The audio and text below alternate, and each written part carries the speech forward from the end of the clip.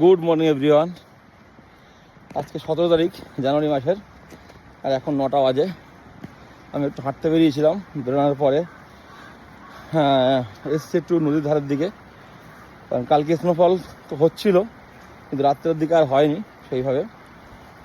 কিন্তু টেম্পারেচার প্রচণ্ড ডাউন, প্রচণ্ড। জজিলা টানেল দেখতে গিয়ে ফিরে এসেছিলাম, যারা আগে ভিডিও দেখেছেন তারা জানেন, যেতে পারিনি। তো এত স্নোফল স্টার্ট হয়ে গেছে ওপরের দিকে। আমাদের এখানে হচ্ছিল, বাট অতটা হয়নি। টেম্পারেচারটা হঠাৎ করে খুব ড্রপ করেছে, -7-8 চলছে, সহ্য করা কষ্ট।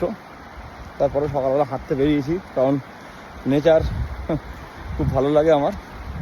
যাই হোক, আপনাদের একটু দেখাই যেখানে আমি দাঁড়িয়ে আছি, কত সুন্দর লাগে এই জায়গাটা। দেখুন, এটা সেন্দ্রিবা চলে গেছে, অনেকেই জানেন।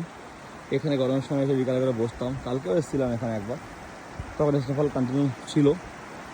সেই সময় একরকম সৌন্দর্য লাগছিল।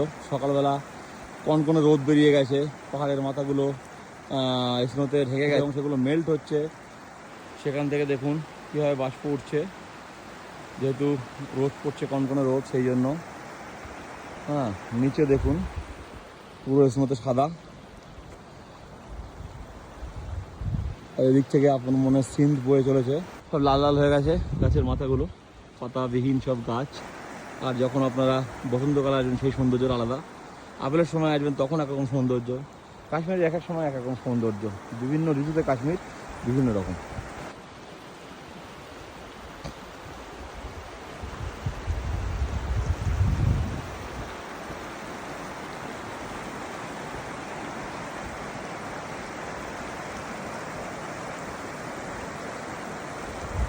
এই জায়গাটা দেখে যে ক্যালেন্ডারে ছোটোবেলায় দেখতাম না, বিভিন্ন ধরনের সিনারি থাকতো, সেই জায়গার থেকে কোনো অংশে কম লাগছে না। এই জায়গাটা একদম মনে হচ্ছে পুরো ক্যালেন্ডারের ছবির মতো।